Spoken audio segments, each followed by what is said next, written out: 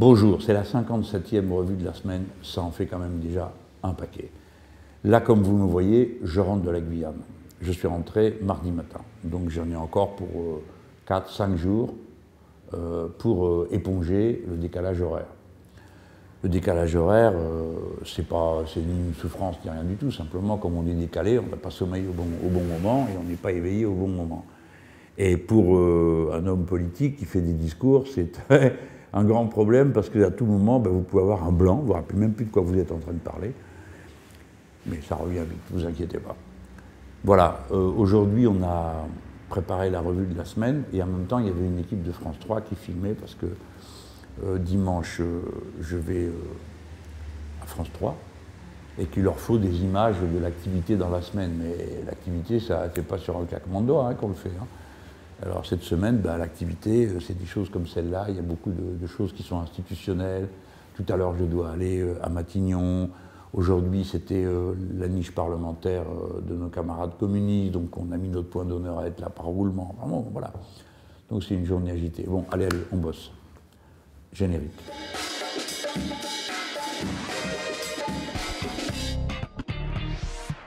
La première chose dont je veux vous parler, évidemment, c'est de la Guyane, où je me suis trouvé pendant une semaine à participer à la campagne électorale pour une élection législative partielle. La France Insoumise soutient la candidature de Davy Riemann. Et cet homme est, je vous en ai déjà parlé, un des leaders du mouvement social de l'année dernière, qui est un mouvement social qui est un événement qui n'a pas été correctement analysé ici dans l'Hexagone. Sur le moment, pendant que l'événement avait lieu, moi j'avais lu la lettre des Guyanais insurgés au meeting de Rennes. Alors, il y a un endroit où ça a fini par s'écrouler, et ça se passe en ce moment. Et je vais vous dire qu'on n'a pas à être glorieux parce qu'on a mis des jours et des jours à se mettre à en parler et à s'en rendre compte. C'est à la Guyane française à laquelle nous adressons un immense salut de solidarité. La Guyane, c'est nos petits chéris, c'est la France en Amérique du Sud, telle que, si j'étais élu, eh bien, nous prendrions notre place, non pas comme le fourgon de l'armée nord-américaine, mais comme un partenaire direct, je dis bien direct, avec les pays de l'Amérique latine, puisque la France est un pays d'Amérique latine. Et bon, j'étais le seul à en parler pendant cette campagne, parce que visiblement, tout ce qui se passe dans les Outre-mer a beaucoup de mal à être compris et vu ici dans l'Hexagone. Et c'est tout à fait lamentable, parce que d'abord, ça ne tient pas compte de l'importance de la population qui est directement concernée. Vous savez, la première ville des Caraïbes françaises, c'est la région parisienne. Bon. Et ainsi de suite. À Marseille, il y a une très forte communauté mahoraise. Bon, les Outre-mer sont présents en Outre-mer, mais aussi dans l'Hexagone. Et tous les gens d'Outre-mer ont l'impression un peu que, leur sort et ce qui leur arrive, c'est pas un sujet dans l'Hexagone. C'est une erreur. Voilà, c'est aussi simple que ça. Mais le mouvement social, je vous en dis quelques mots. Il était extrêmement important parce que, comme toujours, c'est un événement fortuit qui le déclenche, mais ce sont des événements plus maîtrisés qui l'ont amplifié, qui ont fait que toute la société guyanaise a été embrasée. Et pourquoi? Parce que le niveau de présence de l'État a toujours été, et des services publics, mais vraiment à la limite. À partir du moment où il y a eu une politique de coupe claire dans les budgets publics, alors évidemment, ceux qui avaient peu se retrouvaient à avoir rien. Ceux qui avaient moyen, ils avaient peu, et ainsi de suite. Mais pour eux, en Guyane, ça a été terrible, parce qu'il se trouve que ce retrait de l'État s'est produit aussi à un moment où s'amplifiait l'augmentation de la population, à la fois par la natalité qui est vigoureuse, mais il faut dire les choses par leur nom, par l'immigration qui arrive des pays riverains de la Guyane, et ma foi, ils ont fait ce qu'ils ont pu pour se comporter dignement, mais c'est pas juste de les laisser se débrouiller avec ce problème. En tout cas, ça a créé une série de problèmes qui ont eu un déclenchement, et hop, c'est parti. Et là-dessus, le gouvernement s'est dit, on va rencontrer catégorie par catégorie tout le monde et puis signer avec eux des accords. Bon, très bien, mais le résultat, c'est que ça donne un programme commun de tout le peuple guyanais, dans toutes ses composantes, dans tous ses aspects sociaux, culturels, et ça s'appelle Accord Guyane. Voilà. Donc maintenant, la Guyane a en quelque sorte un programme commun, et c'est ce programme que porte David Riemann. Donc pour nous, la France Insoumise, c'était très important de soutenir quelqu'un qui au départ ne vient pas de nos rangs, hein, qui est la personne qui incarne le mouvement social. Et comme nous, on veut être un mouvement politico-social, eh bien là, on a en quelque sorte une figure emblématique. Donc le résultat du premier tour a été spectaculaire, hein, au point que dans la soirée, nous, on a cru qu'on était en tête, hein, ce qui aurait été magique. On a gagné 15 points, 15 points, et on a doublé le nombre de nos voix. Donc, bon signe. Et malgré ça, il y en a quand même qui ont dit « échec pour Mélenchon ». Il ne faut quand même pas abuser, quoi. On n'a jamais prétendu être élu au premier tour. On n'était pas en tête la dernière fois. On faisait 20, là on fait 35, ça va, moi des échecs comme ça, on bien tous les jours. Hein. Mais surtout, au-delà de tout ça, c'est tout ce que j'ai pu voir de la société guyanaise. Bon. J'oublie l'épisode final que j'ai trouvé assez calamiteux. Le dernier résultat qui arrive, c'est celui de Grand Santi, et on vous apprend un truc qui est absolument mais à se taper les sur les cuisses. Hein. Figurez-vous que là-bas, il s'était abstenu à 92% pour les élections présidentielles. On peut comprendre, hein, c'est quand même beaucoup. 92%. Et là, il se mobilise à 64%. Tout le reste de la Guyane, c'est à peine 30%. Hein. Ah non, 64%. Et quand on ouvre les yeux, on est qu'on dépouille, 98% pour le candidat macronien. Hein, c'est pas quelque chose, ça? Voilà un endroit qui est politiquement exceptionnel. Il considère que la seule élection importante de la vie du pays, c'est l'élection partielle, législative partielle, à condition qu'elle ait lieu. Bon, disons qu'il y a peut-être un peu de bizarrerie, non? Bon, on verra. En attendant, ce qui m'a paru fort, c'est de voir tout un département comme ça s'impliquer dans la discussion, mais il ne faut pas non plus perdre de vue que même si l'abstention s'est réduite, elle reste à un niveau très élevé. Moi, je mets en garde, attention, hein, tout le pays est comme ça. Ce n'est pas une spécialité de la Guyane, hein. Tout le pays est comme ça, dans cet état de distance à l'égard de toute autorité et de toute représentation politique. Donc, évidemment qu'on sait que la vie du pays est mûre pour une avalanche politico-sociale. Quand est-ce qu'elle aura lieu? On ne peut pas le savoir. De quelle amplitude sera? On ne peut pas le savoir. Mais ce dont on est certain, c'est qu'elle aura lieu. Et d'ailleurs, c'est tout à fait important de voir que ce soit par les Outre-mer que le message arrive. La Guyane, mais aussi Mayotte. On n'en parle pas beaucoup à la télé de Mayotte. Hein.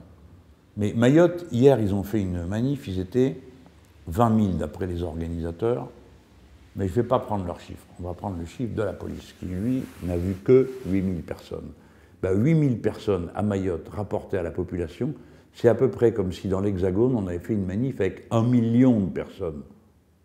Un peu plus d'ailleurs. Hein, vous vous rendez compte? Donc il y aurait eu à Paris une manifestation d'1 million de personnes et personne n'en aurait parlé. Vous diriez quoi? Eh bien, vous seriez indigné. Ben, moi aussi. Je pense que c'est pas bien de croire qu'en cachant les problèmes, on les fait disparaître.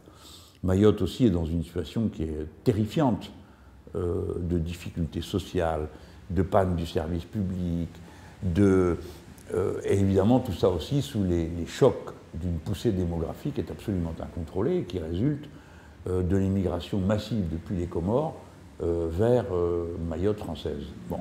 Les Mahorais sont des gens accueillants, mais là ils ne peuvent plus, ils ne savent plus quoi faire.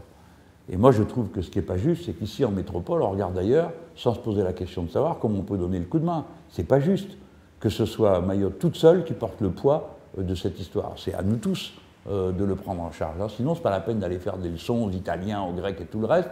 Et puis quand c'est nous, vous savez, à cet endroit-là du monde, l'océan Indien, en allant de la Comore à Mayotte, c'est là où il meurt le plus de gens en mer. Vous ne le saviez pas, hein? Ben, je vous l'apprends. Alors là-bas, à Mayotte, c'est pareil, il y a un document fédérateur.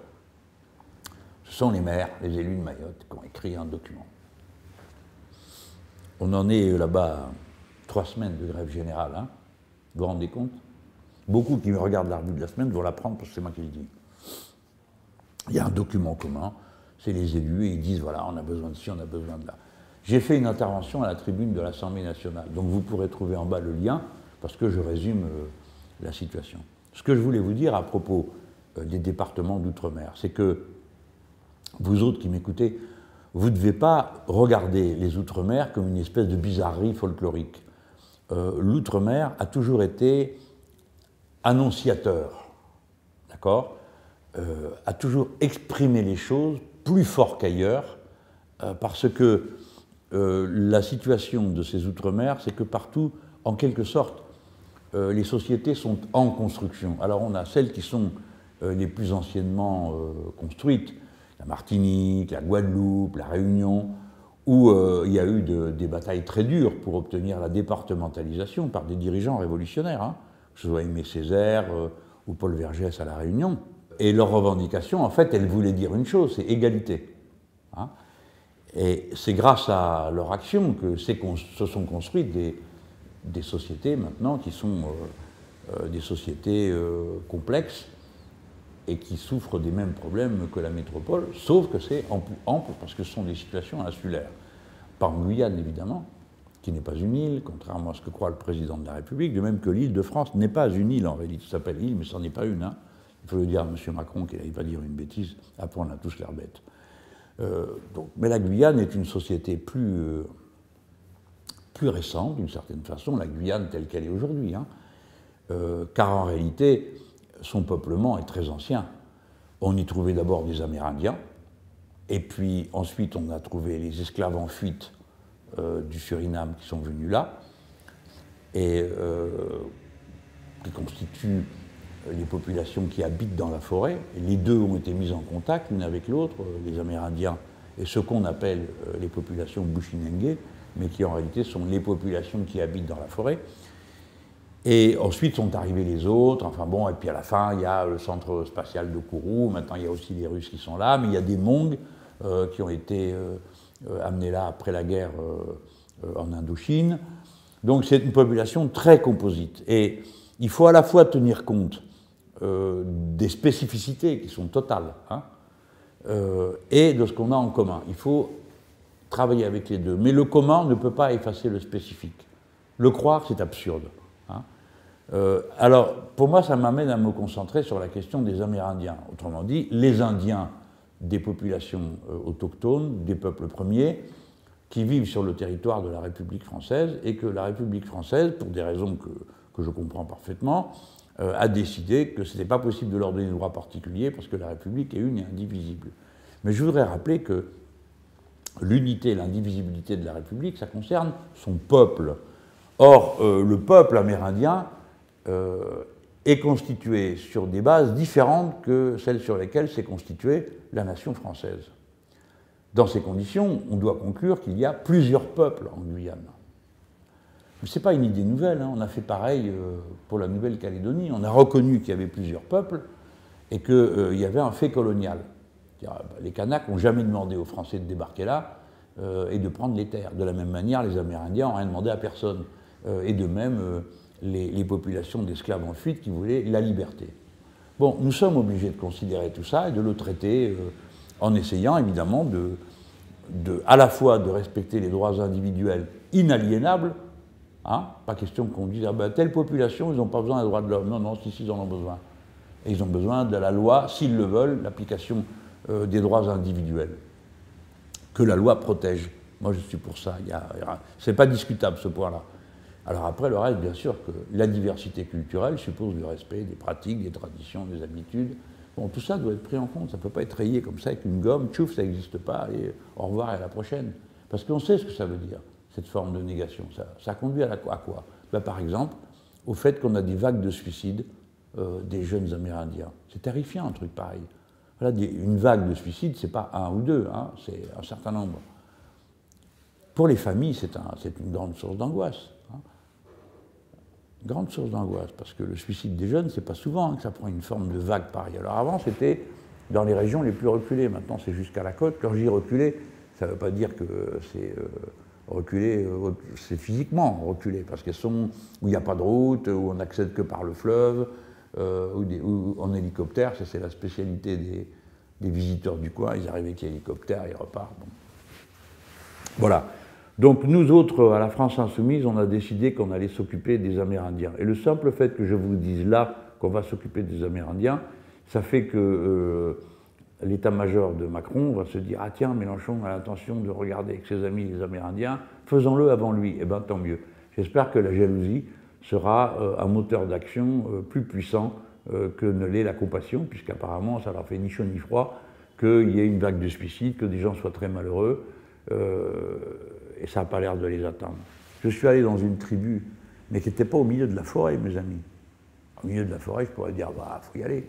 Et il y avait là une dame qui m'a dit, vous êtes le premier blanc officiel qui vient. Bon, moi, je ne me définis pas comme blanc, hein, mais bon, je comprends ce qu'on veut me dire. Et je me dis, mais comment c'est possible, un truc pareil, la route est là, pour aller de Cayenne à Kourou, donc tout le monde passe. Ouais, mais personne ne s'arrête. Donc la tribu, il ne voit jamais personne. Alors Daniel Obono y avait été avant moi, et puis moi, avec David Riemann qui m'y a conduit. Il s'entend bien avec eux. Et d'ailleurs, au premier tour, tous ces braves gens, ils ont aussi voté pour nous, hein, bien, hein. On est contents. Alors, donc voilà, la morale de cette histoire. Regardez bien les Outre-mer français, parce qu'ils sont travaillés par une crise sociale, une crise écologique, extrêmement forte. Celle qui va arriver maintenant en France hexagonale. C'est la même, vous savez, les classes qui ferment, les gamins qui ne vont pas à l'école, l'eau potable qui n'est pas accessible par tout le monde, et ainsi de suite. Donc les Outre-mer peuvent préfigurer ce que nous aurons à faire dans les départements de l'Hexagone, politiquement, socialement, voilà. Moi, je crois que la Guyane a montré un exemple sur la façon de faire. On va voir ce que ça donne dans l'élection, mais quand même, jusqu'à présent, et quoi qu'il arrive, il y a eu une démonstration de fait dont je crois qu'elle peut être généralisée à tout l'Hexagone. Voilà, pour l'instant, ça sera tout. L'élection, elle aura lieu le dimanche, pour ce qui est de la Guyane, et celle à Mayotte, c'est le 18 mars. Bon, et puis, entre-temps, il y aura aussi les élections en Haute-Garonne, vous aurez quand même un œil, j'en suis sûr, sur tout ça. Bon, vous avez tout bien compris. Là, ce week-end-là du 11, c'est le deuxième tour de l'élection partielle de Guyane, et c'est le premier tour dans la Haute-Garonne. Okay, donc, il y a de la matière, hein, pour voir ce qui se passe dans le pays. Attention, hein, une élection partielle, ça vaut largement un sondage, hein, c'est meilleur en principe. Bon. En même temps, ce n'est pas non plus représentatif de tout le pays. On a eu 2 circonscriptions très à droite qui sont d'abord passées. Maintenant, c'est des circonscriptions dans lesquelles la tradition populaire est plus forte. Hein. Bon, à la fin, il faudra contempler tout le tableau pour arriver à tirer des leçons. On aura aussi, après l'élection, dans le Loiret. Là encore, on présente comme candidat un gars qui lui aussi vient du syndicalisme de l'énergie. Je suis content de ça, que les candidats de la France Insoumise, ce sont des gens engagés dans le mouvement social. En Haute-Garonne, c'est pareil, hein. Le copain qui est candidat, Philippe Jiménez, il fait plein de choses, son métier c'est les finances, inspecteur des finances, hein, pas banquier. Il a une belle activité dans le secteur, il s'occupait du foot, donc c'est un ami à Ruffin, hein, dans les clubs de bénévoles, et puis c'est un citoyen engagé dans toutes les grandes batailles. À chaque fois, il a été là. Donc pour nous, tout ça, c'est aussi des tests. Hein. C'est qu'on présente des gens qui viennent de la société. Bon, attention, hein, ce n'est pas des passants dans la rue, c'est tous des gens qui ont une belle implication. Hein. Voilà, ça, c'est les. Nous, on prend très au sérieux les élections partielles, on mène la bataille. Alors maintenant, on va voir, c'est les électeurs qui font la décision. Alors inutile de vous dire que s'il y en a parmi vous qui regardent, qui n'étaient pas au courant qu'il y a un deuxième tour en Guyane, et qu'il y a un premier tour dans la Haute-Garonne, ben maintenant vous l'êtes, vous savez ce qu'il vous reste à faire. Hein. Ça ne sert à rien après d'aller... hein, c'est mieux si on gagne. Bon, alors il y a toutes ces élections partielles qui vont être une matière première formidable pour réfléchir sur ce qui se passe dans le pays. Et puis, meilleur sera le résultat, meilleure sera la suite. Hein. Dans la foulée, il y a le mouvement social, le 22 mars, avec la mobilisation cheminots et fonction publique, etc. Et on en attend beaucoup aussi. Mais ça fait un tout. C'est une séquence qui lie les élections partielles et le mouvement social. C'est comme ça, en tout cas, que moi je l'analyse. Et je pense qu'à cette occasion, on peut tourner une page et que c'est à nous d'avoir le point cette fois-ci. Alors, je vous en parle de la SNCF. Bon, la SNCF, vous avez compris, comme d'habitude, et vraiment dans la tradition bien de droite de chez droite, M. Macron s'attaque au statut des travailleurs de la SNCF. Le statut, c'est le résultat d'un changement de nature de la société SNCF elle-même. Alors, vous savez qu'il y a le réseau d'un côté, la gestion des trains qui passent de l'autre, et que tout ça résulte de directives européennes. Hein. Personne n'avait envie de faire ça, il n'y avait aucune raison de le faire, mais l'Europe a dit, l'Union européenne a dit, ça doit être comme ça, vous devez faire circuler sur vos rails des trains de tous ceux qui ont envie de faire rouler des trains et qui ont des locomotives et des wagons à mettre là-dessus. Hein. Donc ils vendent des fuseaux horaires à des boîtes qui sont censées se faire concurrence. Alors pourquoi ils font ça? Évidemment, c'est leur délire libéraux, quoi. Comme c'est marché ouvert, ben, ça va faire baisser les prix et tout va s'arranger à partir de là. Bon. Maintenant, j'ai presque du mal à raconter une histoire pareille, parce que tout le monde a envie de rire dès qu'on dit quelques mots sur le sujet de ce qu'est le libéralisme, parce que tout le monde voit que ça marche nulle part et que ça donne rien. Et que, par exemple, les Anglais qui ont beaucoup privatisé, maintenant, ils veulent renationaliser. Mais comme les nunuches libéraux français, ils arrivent toujours après la bataille, les voilà qui veulent faire maintenant du Thatcher et du Blair, quand tout le monde a compris que ça venait de nulle part. Alors donc, c'est ça qu'on est en train de faire en France. Mais si vous voulez, à la fin, ça fait une situation complètement folle. Parce que qui est-ce qui va faire rouler des trains sur le réseau ferré français? Alors il paraît qu'il y a une compagnie allemande, il y a une compagnie italienne, mais on dit ah ben c'est normal parce que les Français ils font rouler des trains en Allemagne et puis en Suède et en Italie. Et alors on dit ah ben non, vous pouvez pas être contre, c'est bien. Pourquoi c'est bien? Qu'est-ce qu'il y a de bien là-dedans? On n'a pas fait la SNCF pour faire rouler des trains en Suède. On a fait la SNCF pour faire rouler des trains en France. Avec un maillage, et puis les Suédois, ils ont leur réseau. Tout ce que ça donne, c'est la pagaille du désordre, et puis la séparation de la gestion des trains du réseau. Vous croyez, vous, que les capitalistes, ils viennent pour faire rouler des trains? Ils viennent pour faire des profits. Alors vous allez voir l'histoire de fou. Donc, à cause de la libéralisation, grâce à la libéralisation, vous payez pour les réseaux, eux, ils font circuler les trains. Ça, c'est la base. Vous avez compris comment vous faites arnaquer. Du coup, on dit, ah ben c'est bien, parce qu'on fait rouler des trains chez les autres roulent chez nous. Tout ça est absurde. Mais c'est déjà absurde comme ça. Rien que l'idée, pourquoi les uns ou les autres vont faire rouler des trains chez les uns et les autres, comprenez bien ce qui va se passer. Là où il y a beaucoup de trafic, ben, il y aura beaucoup de demandes de trains, parce que ça rapporte. Et là où il n'y a pas beaucoup de trafic, ben, il y en aura peu. Donc là, vous êtes arnaqué une deuxième fois.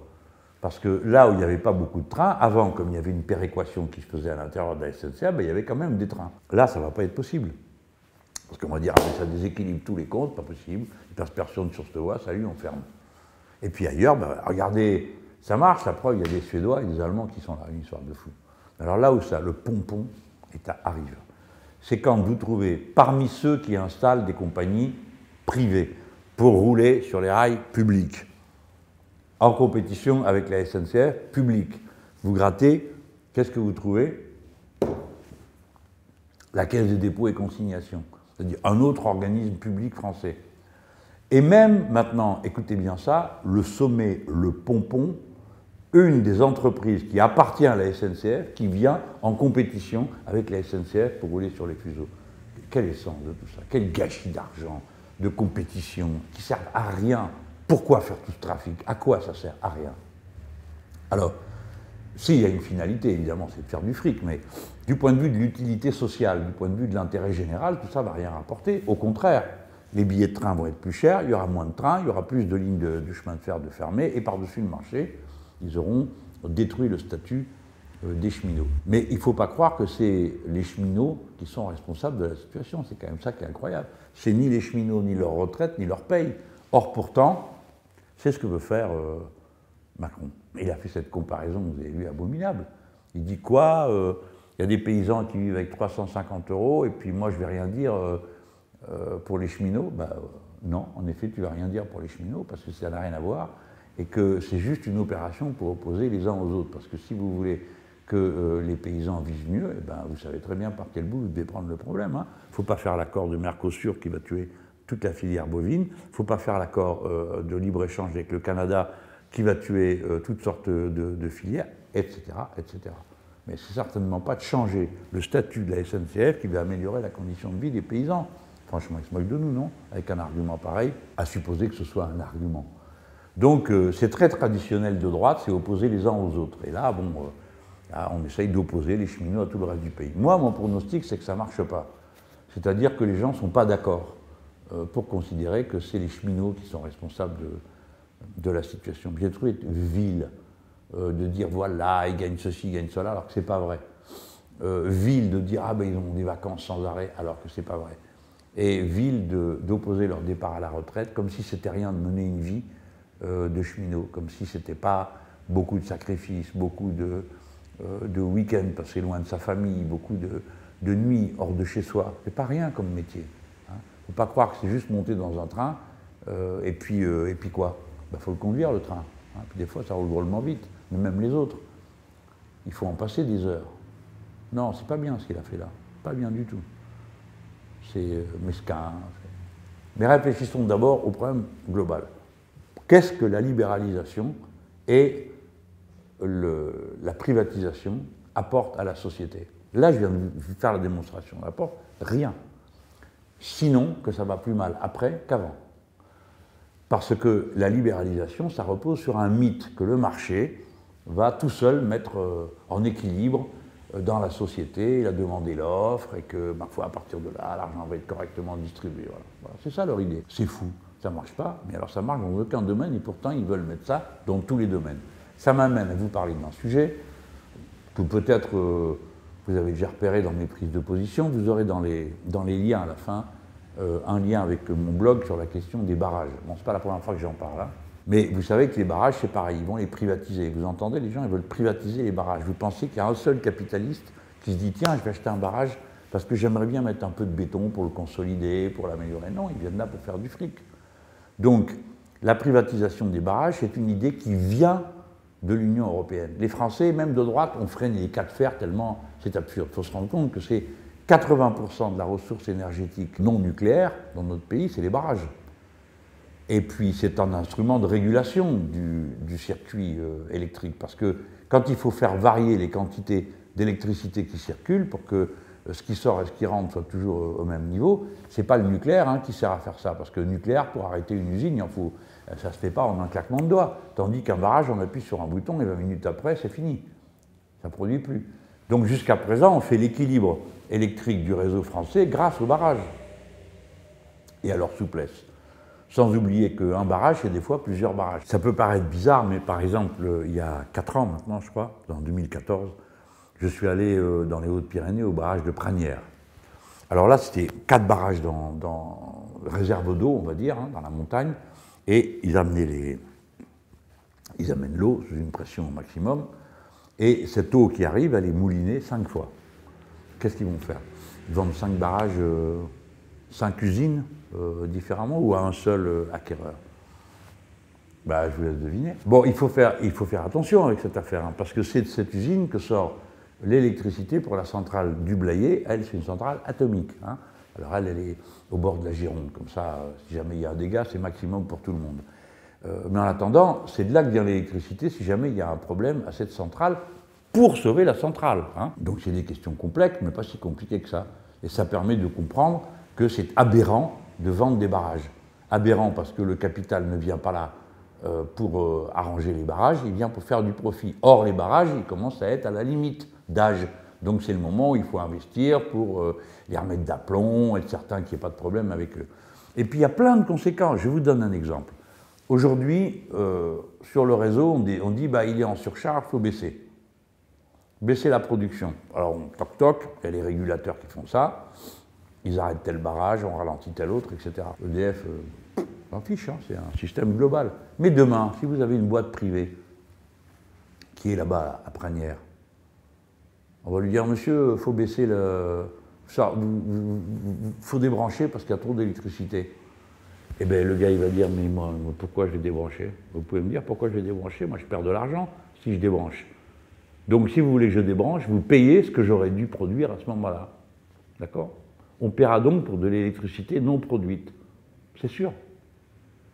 Absurde. Comme je vous l'ai dit tout à l'heure, c'est aussi absurde que cette histoire de train. Donc, dans chacun des cas, au lieu de se laisser endormir par la propagande officielle, il faut toujours réfléchir en se disant mais qu'est-ce que ça rapporte à la société dans son ensemble, hein? Et nationalisation ou privatisation, il faut les aborder aussi sous cet angle-là, pas simplement sous l'angle idéologique, à sa respectabilité. Les uns croient à la propriété privée partout, les autres pensent que la propriété collective est une meilleure situation pour tout le monde.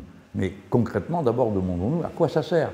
À quoi ça sert de privatiser? À quoi ça sert de nationaliser? Là, il s'agit de privatiser. À quoi ça sert? Qu'est-ce que ça va donner de plus à la société? Rien. Juste des gens vont s'enrichir, toujours les mêmes. Si encore c'en était d'autres, on pourrait dire, bah, tiens, il y en a des nouveaux qui viennent s'enrichir. Non, c'est toujours les mêmes. Il s'agit des mêmes personnes, du même groupe de possédants qui, à chaque occasion, vient ponctionner sur des choses qui existent avant eux, qui n'ont jamais payé, autrement que comme tout le monde, par les impôts des sociétés. D'accord? Voilà comment il faut qu'on réfléchisse pour qu'on comprenne le caractère idéologique et fanatique de ceux qui appliquent des solutions dont ils savent d'avance qu'elles vont conduire à des dégâts. Alors, puisqu'on parle d'énergie, j'ai ma transition pour vous parler du sujet suivant. Du 11 au 18 mars, toutes sortes de gens, dont la France Insoumise, organisent une votation citoyenne pour la sortie du nucléaire. Il faut sortir du nucléaire. Le nucléaire, c'est dangereux. On le sait maintenant. Bien sûr, on a eu des gens qui nous ont toujours fait passer à travers les gouttes, il n'y a pas eu de problème dans ce pays, on le sait, on remercie ceux qui s'en occupaient.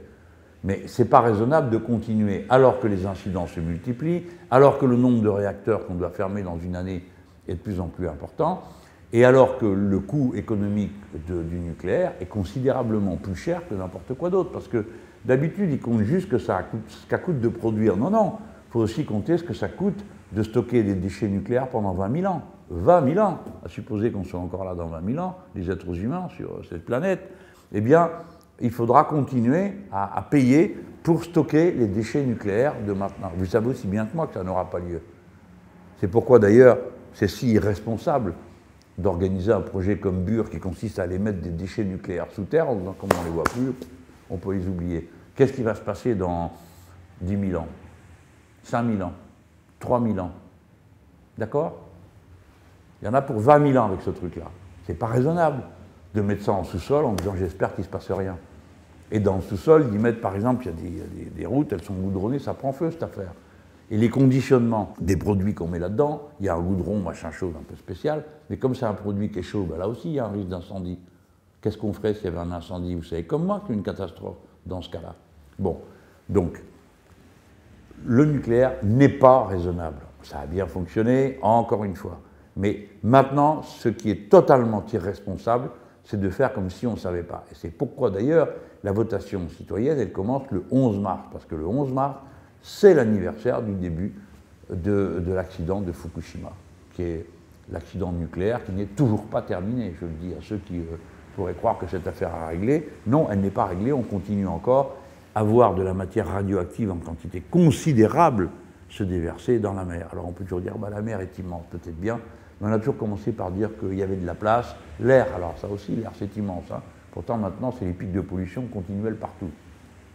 Il ne faut pas continuer là-dedans. Donc on commence le processus le 11 mars et on se retrouve pour démarrer ça dimanche, place de la République à Paris et sans doute ailleurs en province. Il y a un peu plus d'1 millier de bureaux de vote de prévus dans le pays. Vous avez compris que c'était une démonstration. Si vous voulez savoir où tout ça est, vous allez voir sur le site spécialisé, vous avez le lien à la fin de cette émission. Voilà, vraiment, il faut qu'on s'y mette tous.